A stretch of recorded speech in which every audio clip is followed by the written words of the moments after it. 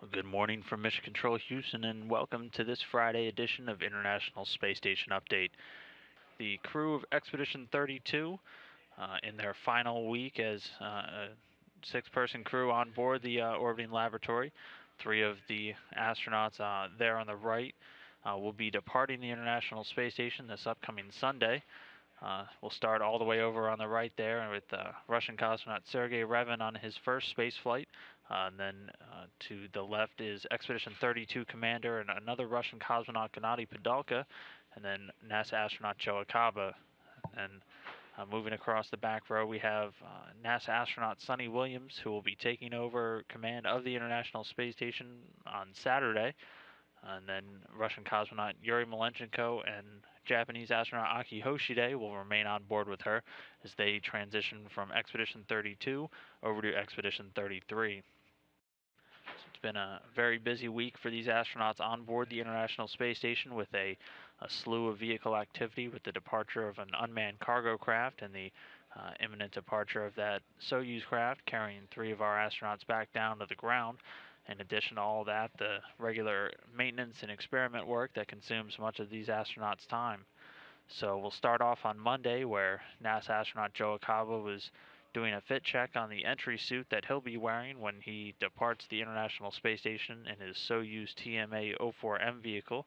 You can actually see that entry suit in this photo. It's a Russian Sokol suit that protects the astronauts during all of the dynamic vehicle activities. So he was doing some fit checks and leak checks on that suit, and also packing a few items inside of the Soyuz craft for return. In addition to that, he was reviewing all of the robotic procedures for the upcoming release of the Japanese HTV-3 vehicle, which took place on Wednesday. Moving on, Sonny Williams woke up in the morning and immediately went into some biological research activities. She was working with the Human Research Facility, taking some blood and urine samples, and then storing them inside of the Melfi, which is the minus 80-degree laboratory freezer for ISS. It's one of the cryogenic freezers on board the station that is used to store and keep the integrity of biological samples intact before they can be transferred down to researchers on the ground. In addition to that, she was working on the VO2 max experiment, which looks to document any changes in the maximum oxygen uptake for these crew members during their long-duration missions. Meanwhile, Aki Hoshide was reviewing all of the robotics operations alongside Joe Acaba on Monday, as the two of them would be at the robotic controls inside of the station's cupola for all of those activities. He was also packing and stowing some final items on board of HTV, as it was filled with trash and other disposable items before the release from the station. He was also helping Joe get a few items over to that Soyuz craft as well. And the commander of that Soyuz craft and commander of the space station, Gennady Padalka, on Monday was running through a descent simulation and consulting with teams on the ground over the entire equipment list and all the stowage and the items that will be going into the spacecraft when it comes back. Also taking some time out to do some work on a Russian experiment known as the Kolonovsky crystal, which looks to determine methods to control the dynamics of specialized crystal structures using magnetic fields under microgravity conditions. So, utilizing that unique environment of the International Space Station to do some pretty groundbreaking physics work. Meanwhile, Sergei Revin, one of our other Russian cosmonauts who will be returning with Gennady Padalka, was taking some photographs for a microorganism experiment on board the International Space Station. A lot of the work going on this week has been wrapping up some of these microorganism and biological experiment studies, as many of those samples as can be fit into the Soyuz as possible will be returned home. Our third Russian cosmonaut, Yuri Malenchenko, was doing some television checkouts with Russian ground sites and also installing some video gear before moving on to do some routine replacements inside of the Russian toilet system. Moving on to Tuesday, Joe Acaba removing some of the lighting assemblies from inside of the Japanese HTV craft and also closing the hatch. And aside from that, he was installing the controller panel assembly on the Node 2 or the Harmony node's common berthing mechanism, as they were preparing for the final unberthing of HTV the following day on Wednesday. Meanwhile, Sonny Williams again working with that VO2 max experiment on Tuesday, looking to still track any changes in her maximum oxygen uptake during the long duration mission. She was also working on the vestibule between Harmony and HTV, disconnecting some of the power jumpers that have been supplying power from the station to the vehicle while it was docked, and also installing some of the thermal blankets on the hatch that'll protect the station's hatch from any thermal loads during the undocking activity. And then meanwhile, she was assisted in that by Aki Hoshide on Tuesday, who is also closing out all of the interior prep work for the HTV by taking some video of the entire interior setup and also activating the re-entry breakup recorder, which records different data points, as well as taking video throughout the HTV's descent through the atmosphere as it breaks up and eventually disintegrates harmlessly over the Pacific Ocean. Meanwhile, on Tuesday, Gennady Padalka was continuing his crew departure prep for that Soyuz landing and moving a few items into the craft, also setting up some equipment for a Russian immuno experiment that he would be participating in the following day, which looks to track any changes in the immune system response, which past studies have shown can actually decrease or weaken during long duration space flights. So he was setting up some equipment for that. And also on Tuesday, Sergei Revin was actually doing his own blood draws for that immuno experiment and then stowing them inside of some of the cryogenic freezers on board, as well as gathering some more equipment for storage in that Soyuz vehicle. And the third Russian cosmonaut, Yuri Malenchenko, on Tuesday was setting up and testing some proximity communications equipment gear, which consisted of an antenna switch box and a control panel for the European ATV vehicle, which remains docked to the aft portion of the Zvezda service module, one of 3 unmanned cargo craft currently docked to the International Space Station. You can see the full station makeup here. Only 2 unmanned cargo crafts currently docked, as the Japanese HTV was all the way on the left there, previously docked to Harmony, but ATV-3 you can see all the way in the back there. So Malenchenko setting up some communications and control panel gear for that vehicle on Tuesday.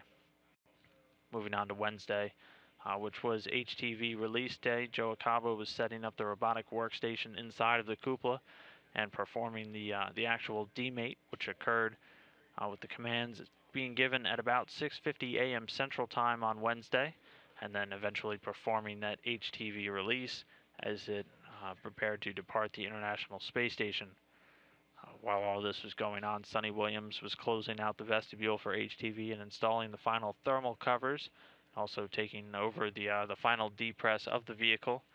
This is what HTV looked like after it was demated from the Harmony module and was being released by the space station's robotic arm. The HTV vehicle, which carried 4.6 tons of cargo to the International Space Station, was released by this robotic arm, but then within a few minutes of this release, an internal abort was triggered on board the HTV after it had slowly started to drift back towards the arm. Japanese flight controllers later acknowledged the most probable cause was what's known as a safety net software violation. So one of the limits on the cargo ship's thrusters was reached, possibly being induced by a push-off rate from that robotic arm's end. But the vehicle did exactly what it was supposed to do, and you can see it departing the International Space Station right here, moving a little bit faster than the traditional 1/10 of a meter per second, so sending it into a passive abort, but again, doing exactly as it was supposed to do, as it was departing the International Space Station for the final time. So that robotics and HTV activity taking up much of the day on Wednesday as Joe Akaba and Aki Hoshide were standing by inside of the cupola. That HTV craft, which again carried up about 4.6 tons of cargo to the International Space Station, released and demated on Wednesday. So in addition to standing by the robotics controls on Wednesday, Aki Hoshide was responsible for closing out the vestibule alongside of Williams and installing the thermal cover, and also the command panel that they used for any command necessities. Also taking some time out of his day on Wednesday to speak with the office of the Prime Minister of Japan.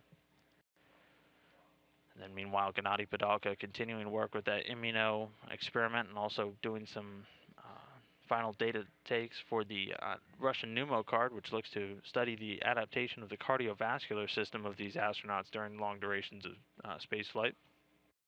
He's also working with the Russian Matryoshka experiment, which uses a number of dosimeters arrayed throughout a mannequin-sized object to study the radiation levels that these astronauts are subjected to throughout different points inside of the International Space Station. While that was going on, Sergei Revin was removing a few lights from inside of the Mini Research Module 2, also known as Poisk, where their Soyuz craft is currently docked to. He was also doing some of that work inside of the Zvezda service module, and Yuri Malenchenko was assisting Gennady Padalka in deploying some of those dosimeters inside of Matryoshka, and also doing some routine maintenance on the Russian Electron system, which looks to generate oxygen for the astronauts' breathing atmosphere on board the station. Moving on to Thursday, Joe Akaba getting in some descent training alongside of Padalka and Revin inside of their Soyuz craft, and also gathering up some hardware for an activity he'll be doing today to remove and replace a fluid control pump assembly. Sonny Williams was working to do a removal and replacement of the oxygen generation system, similar to Electron, but over on the US segment. And she was replacing its hydrogen sensor, and she also participated in a YouTube Space Lab event, which we'll bring you a little bit later in today's show, answering questions from Bill Nye, the science guy, and giving a pretty cool inside look and doing a few experiments that were selected for on board the International Space Station. Meanwhile, Aki Hoshide taking some sound measurements on board the station using acoustic dosimeters, which were placed throughout the station structure and are used to track sound loads throughout different portions. He was also performing some medical scans for the Sprint experiment, which looks to study if high intensity, low duration workouts have any improved effect on combating a loss of pulmonary function and also muscle atrophy and bone density loss inside of these astronauts. Yesterday, Padalka was involved in descent drills and crew departure preps for most of his day. Sergei Revin servicing the Cascade experiment. He was removing the bioreactor from the incubator and loading it on board of his Soyuz craft, that Soyuz TMA-04M spacecraft for eventual return. Also, Yuri Malenchenko was conducting periodic maintenance of the Russian harmful impurities removal system, one of the many hardware systems on board the International Space Station responsible for removing any impurities or potentially hazardous items from the astronauts' breathing air. All of that brings us to today's activities, Friday, where Joe Akaba is performing that fluid control and pump assembly removal and replacement work that inside of the water recovery system. He'll also be reviewing the status of the contingency water containers used for any emergency or any unplanned refills of the water recovery system's supplies.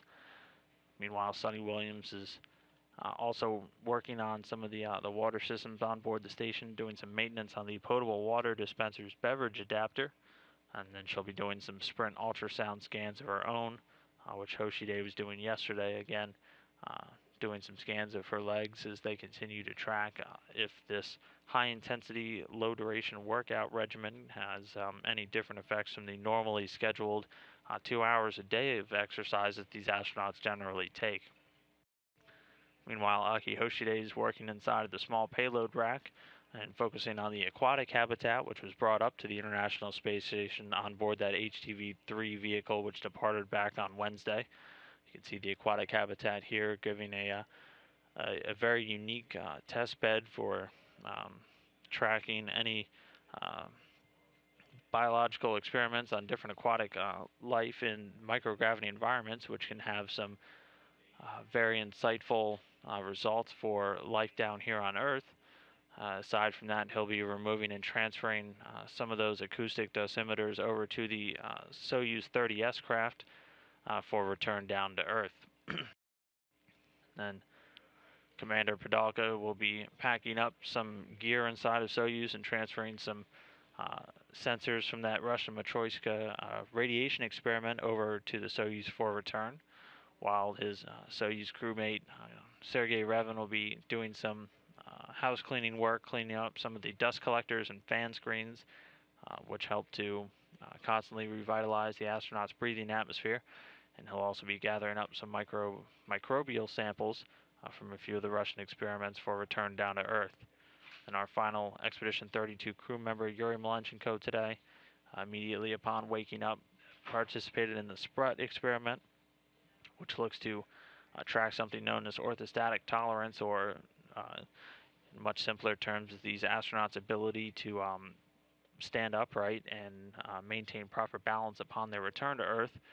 And aside from that, he was working on the biodegradation experiment on board the Russian segment, which is a pretty fascinating experiment that looks to investigate the initial stages of any bio deterioration of different surfaces and structural materials inside the station, and that'll help scientists and engineers understand what microorganisms are present on board the station and help develop effective methods of protecting future spacecraft surfaces, inventing new coatings and different antimicrobials.